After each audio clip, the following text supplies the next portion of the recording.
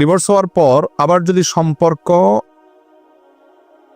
করতে চায় তাহলে শরীয়ী বিধান কিরূপ?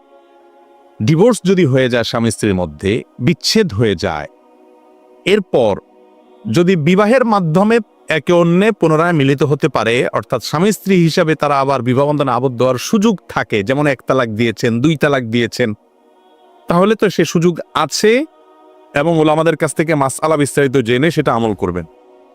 যদি তালাক 3টা দেওয়া শেষ হয়ে যায়, 3টাই তালাক পতিত হয়ে যায়, তাহলে আর পুনরায় স্বামী স্ত্রী হিসাবে একসাথে থাকার সুযোগ নাই। আর যদি তালাক হয়ে গেছে, স্বামী স্ত্রী হিসাবে থাকতে চান না, কিন্তু ভালো বন্ধু হিসাবে থাকতে চান, আজকাল একটা টার্ম বাইর হয়েছে খুব, সেটা হলো বিয়ের পর তালাক হয়ে গেছে, বিশেষ করে নায়ক নায়িকা, গায়ক গায়িকা, মডেল বা বিভিন্ন আপনার শ্রেণী পেশার মানুষের মধ্যে এগুলো দেখা যায়। একটু বেশি শিক্ষিত হয়ে গেলে, একটু বেশি স্মার্ট, একটু ভদ্রলোক মনে হলে এইসব লোকদেরকে দেখা যায় আজকাল বলতে বিবাহ ভেঙে গেছে, তালাক হয়ে গেছে, তারপরে বলে বিবাহ ভেঙে গেছে, বিচ্ছেদ হয়েছে ঠিক, ডিভোর্স হয়েছে ঠিক, কিন্তু তারপর আমরা ভালো বন্ধু। শুনছেননি আপনারা এই সমস্ত কথা?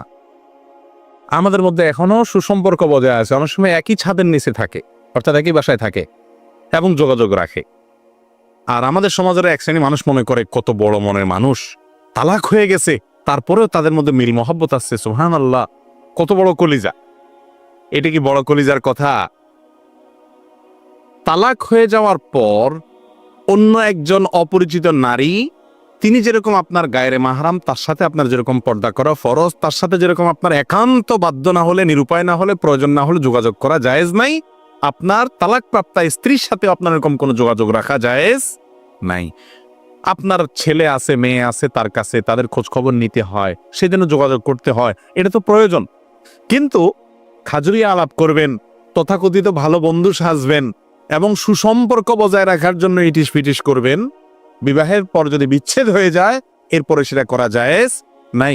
এটা বড় মনের পরিচয় নয়, এটা হলো আপনি মুসলিম হিসাবে উদাসীন, আপনি মুসলিম হিসাবে দেউলিয়াপনায় আছেন, মুসলিম হিসাবে আপনি দুর্বল ইমানের মুসলমান, ইসলাম আপনি বুঝেনই নেই, সেজন্য আপনি আল্লাহর নাফরমানিতে লিপ্ত আছেন, হারামে লিপ্ত আছেন।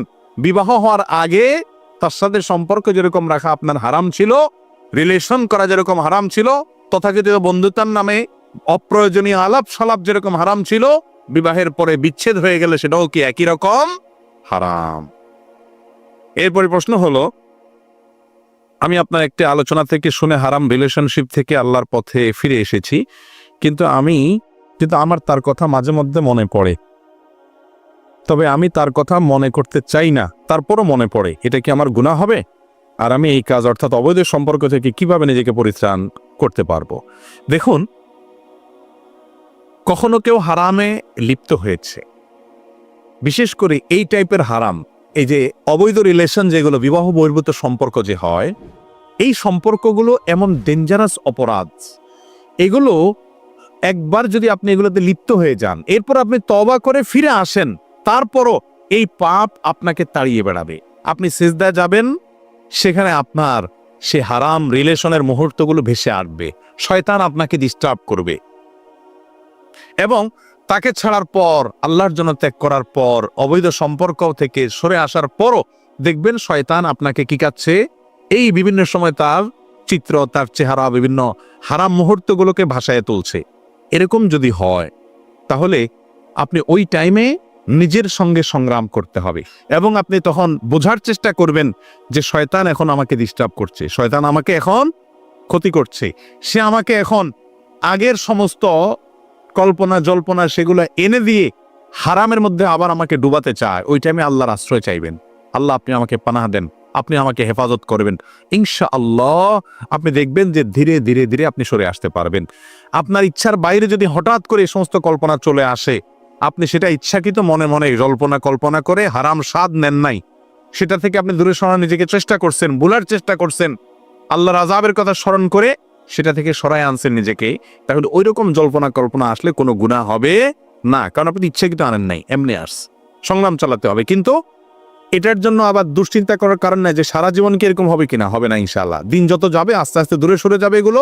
বিশেষ করে যখন বিবাহ করে ফেলবেন, একজন দিনদার জীবন সঙ্গিনী পাবেন এবং আস্তে আস্তে সামনের দিকে অগ্রসর হতে থাকবেন, যেগুলো আস্তে আস্তে হারিয়ে যাবে এবং বৈধ ভালোবাসায় মনোযোগী হবেন। আল্লাহ তাআলা আমাদেরকে হেফাজত রাখার তৌফিক দান করুন। চন্দ্র বা সূর্য গ্রহণের সময় গর্ভবতী মহিলাদের কাঁচা হলুদ বা আম গাছের ডাল নিয়ে হাঁটাহাঁটি করা কতটুকু যুক্তি? দেখেন, এই মাসালা সব জায়গায় মানুষ জানতে চায়। তার মানে এই চন্দ্রগ্রহণ সূর্যগ্রহণের সময় মহিলাদের বিরুদ্ধে নানা রকম ফতোয়াবাজি আমাদের সমাজে চলে এবং এগুলা মহিলাদের বিরুদ্ধে মহিলারাই বেশি করে পুরুষের চাইতে। চন্দ্রগ্রহণ সূর্যগ্রহণের সময় মহিলাদের জন্য কোনো বিশেষ ফতোয়া নাই ভাই। একজন মা, একজন বোন চন্দ্রগ্রহণের সময় মানে অন্য যে কোনো পুরুষ যত কাজ করতে পারে তিনিও সব কাজ করতে পারেন, তার জন্য বিশেষ কিছু নিষেধ নাই। বলে যে সূর্যগ্রহণ চন্দ্রগ্রহণের সময় যদি কোনো কিছু কাটাকাটি করে তাহলে গর্ভের সন্তানের ক্ষতি হয়ে যাবে। হ্যাঁ, তারপরে আপনার যদি বাঁকা হয়ে শোয় চন্দ্রগ্রহণ সূর্যগ্রহণের সময় তাহলে সন্তানও বাঁকা হয়ে যাবে। এরকম আজগুবি অনেক ফালতু মাসালা আছে না নাই? এই সমস্ত ফালতু মাসালা এগুলোকে বর্জন করবেন কিভাবে? চন্দ্রগ্রহণ সূর্যগ্রহণের সময় মহিলারা বেশি করে কাটাকাটি করবেন, সন্তানের কোনো ক্ষতি হবে না ইনশাআল্লাহ। এটা না বৈজ্ঞানিকভাবে প্রমাণিত না কোরআন হাদিস দ্বারা প্রমাণিত। চন্দ্রগ্রহণ সূর্যগ্রহণের সময় আল্লাহর ভয়ে তটস্থ থেকে আল্লাহর স্মরণ করা, ইস্তেগফার করা, চন্দ্রগ্রহণ সূর্যগ্রহণ নামাজ পড়া, এগুলো হলো সুন্নত। এগুলোর বাইরে এই যত কথা বলা আছে মহিলারা এটা করতে পারবে না, ওইটা করতে পারবে না, হ্যাঁ, বাইরে যেতে পারবে না, কাঁচা হলুদ এটা ধরতে পারবে না, এ সমস্ত আজগুবি কথা, এগুলো সব ভিত্তিহীন বানোয়াট। সবকিছুই করতে পারবে যেগুলো অন্য সময় করতে পারে। এরপরে প্রশ্ন হলো, রাসূল সাল্লাল্লাহু আলাইহি ওয়াসাল্লাম বলেছেন তার উম্মত নাকি ৭৩ দল হবে, একদল জান্নাতে বাকিরা জাহান্নামে। কিভাবে বুঝবো আমরা কোন দল সহি? দেখেন, নবী করিম সাল্লাল্লাহু আলাইহি ওয়াসাল্লাম বলেছেন আমার উম্মত ৭৩ ভাগে বিভক্ত হবে, সবাই জাহান্নামে যাবে, তবে এক শ্রেণীর মানুষ তারা জান্নাতে যাবে। এই শ্রেণীর মানুষ, এদের দলের কোনো নাম নাই, এদের কোনো মার্কাও নাই, এদের কোনো ব্যানারও নাই। তাহলে কি আছে? তাদের আলামত আছে, কিছু কিছু কি আছে? আলামত আছে। সে আলামত কি? নবী করিম সাল্লাল্লাহু আলাইহি ওয়াসাল্লাম নিজেই বলে দিয়েছেন, মা আনা আলাইহি ওয়া আসহাবি। যারা আমার অর্থাৎ নবী করিম সাল্লাল্লাহু আলাইহি ওয়াসাল্লামের আদর্শ অনুযায়ী চলে এবং নবীজি সাল্লাল্লাহু আলাইহি ওয়াসাল্লামের সাহাবীদের আদর্শ অনুযায়ী চলে, এই লোকগুলো জান্নাতে যাবে। যারা নবী করিম সাল্লাল্লাহু আলাইহি ওয়াসাল্লামের আদর্শ অনুযায়ী চলে না, মানে না, সাহাবীদের আদর্শ মানে না, এই লোকগুলো জাহান্নামী। তাহলে আমি দেখব আমার সাথে, আমার আমলের সাথে, আমার চিন্তা এবং বিশ্বাসের সাথে নবী সাল্লাল্লাহু আলাইহি ওয়াসাল্লামের চিন্তা বিশ্বাসের, কাজে কর্মের এবং সাহাবীদের কাজে কর্মের মিল আছে কি নাই। যদি থাকে আমি আশা করতে পারি আমি সেই একদল নাজাতপ্রাপ্ত দলের মধ্যে আছি ইনশাআল্লাহ। এবং এই শ্রেণীর মানুষ বিভিন্ন দেশে, বিভিন্ন গ্রুপে, বিভিন্ন বলয়ে ছড়িয়ে ছিটিয়ে থাকতে পারে। এদের এমন কোনো দল নাই যে দলের নাম এই, ব্যানার এই দল। আমরা দল বলতে আজকে যাদেরকে বুঝি এটা সেরকম দল না। এটা হলো একটা বিশেষ কিছু আলামত আছে। এই নিদর্শনগুলো যেই দলের, যেই দেশের, যেই ভাষার, যে অঞ্চলে মানুষের মধ্যে আছে, এই মজলিসে কয়েকজনের মানুষ আছে, তাহলে তিনি ওই নাজাতপ্রাপ্ত দল।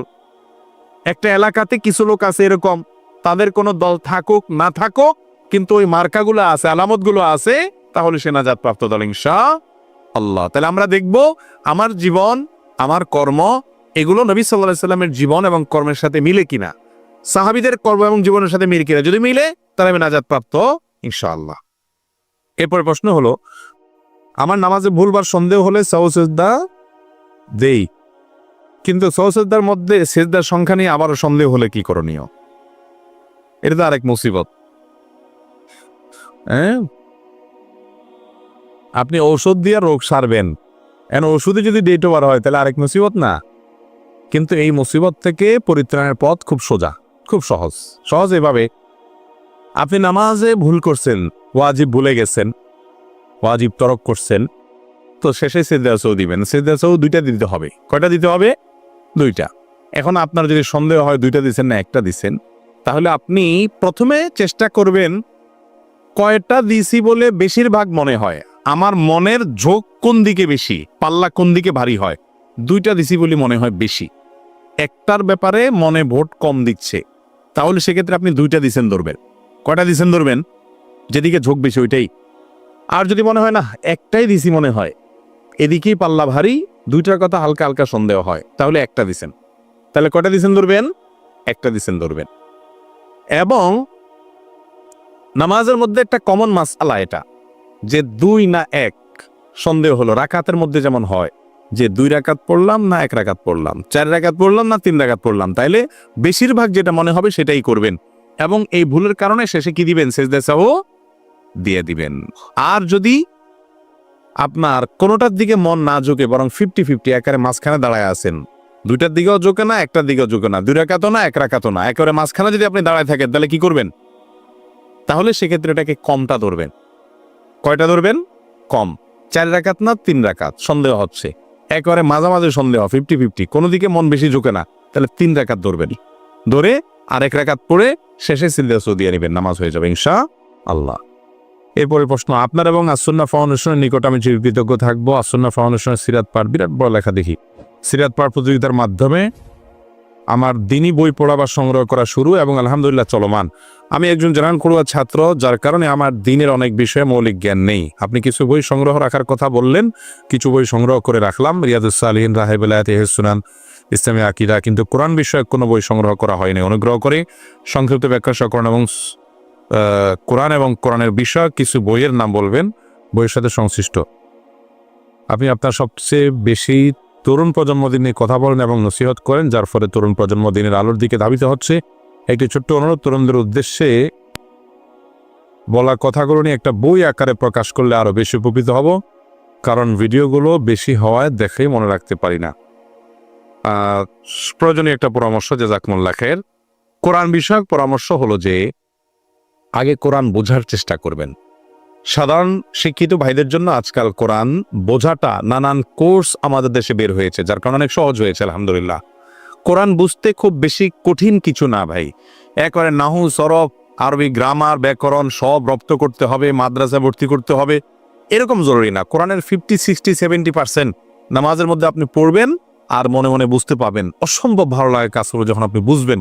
এই যে নামাজে মনোযোগ হয় না বলেন, আপনি নামাজে যখন কোরআন তেলাওয়াতের অর্থ বুঝবেন এবং 50-60-70% পর্যন্ত বুঝবেন, তখন দেখবেন এমনি আপনার মনোযোগ হয়ে গেছে। কোরআন বোঝার জন্য বিভিন্ন কোর্স আছে, কোর্সগুলোতে অংশগ্রহণ করবেন। অনেক আলেম ওলামারা বিভিন্ন কোর্স করছেন, অনেক মাদ্রাসাতে আছে। বিশেষ করে আধুনিক বেশ কিছু কোর্স আছে। এই কোর্সগুলো কোনোটা বাংলাদেশ থেকে হয়, কোনোটা লন্ডন থেকে হয়, কোনোটা বিভিন্ন দেশ থেকে হয়। ডক্টর বেলাল ফিলিপসের কোর্স আছে ইসলামী অনলাইন বিশ্ববিদ্যালয়, ডক্টর মঞ্জুর ইলাহির কোর্স আছে তাইবা একাডেমিতে, এস.এম. নাহিদ হাসান আছেন একজন, ওনার কোর্স আছে। ডক্টর আব্দুল সালাম আজাদি আছেন লন্ডন থেকে, ডক্টর আবুল কালাম আজাদ আছেন, অনেকের কোর্স আছে। প্রফেসর মুখতার আহমদের কোর্স আছে, মহিউদ্দিন ফারুকি ভাই, আরো অনেকের কোর্স আছে। তো এই সমস্ত কোর্সগুলো, আব্দুল্লাহ আল মাসুদ একজন আছেন যাত্রাবাড়ির তরুণ, তারা অনেকগুলো কোর্স আবিষ্কার করছে সাধারণ শিক্ষিত মানুষের জন্য। নির্দিষ্ট কিছু আপনার শব্দ মুখস্থ করার ফলে কোরআনের অনেক শব্দের অর্থ আপনি জেনে যাবেন। এটা একটা চেষ্টা আপনার থাকতে হবে। এর মাধ্যমে যে কোরআন পরিপূর্ণ বুঝে যাবেন, কোরআনের ব্যাখ্যা জেনে যাবেন তারা। কোরআনের ব্যাখ্যা বোঝার জন্য ওলামায়ে কেরামের সাথে পরামর্শ করে আপনার আশেপাশে অ্যাভেলেবল তাফসির গ্রন্থ আপনি নেবেন। তাফসির ইবনে কাসিরের একটা সংক্ষিপ্ত রূপ আছে, খুব ভালো, সেটা সংগ্রহ করতে পারেন। তরজমার যদি নিতে চান, তাহলে সেক্ষেত্রে ইসলামী ফাউন্ডেশন যে তরজমা করেছে, অনেক আলেম মিলে করেছে, তুলনামূলকভাবে অত্যন্ত ভালো মানের একটা তরজমা। আর অনেকেই করেছেন আলহামদুলিল্লাহ, কিন্তু এটা ভালো মানের একটা তরজমা। ডক্টর মুজিবুর রহমান করেছেন, ওটা বেশ ভালো মানের তরজমা। একটা তরজমা আপনার কাছে থাকলো, একটা তাফসিরের সংক্ষিপ্ত গ্রন্থ আপনার কাছে থাকলো, তাফসিরে তাওজিল কোরআনটাও বেশ ভালো, অনেকগুলো তাফসির আছে। এর পাশাপাশি কোরআনটা বোঝার চেষ্টা করবেন। বোঝার চেষ্টার জন্য বিভিন্ন কোরআনিক অ্যারাবিকের কোর্স আছে, এই কোর্সগুলো করবেন, ইনশাআল্লাহ কাজে আসবে। আর বইয়ের কথা বলেছেন, ইনশাআল্লাহ আমরা বই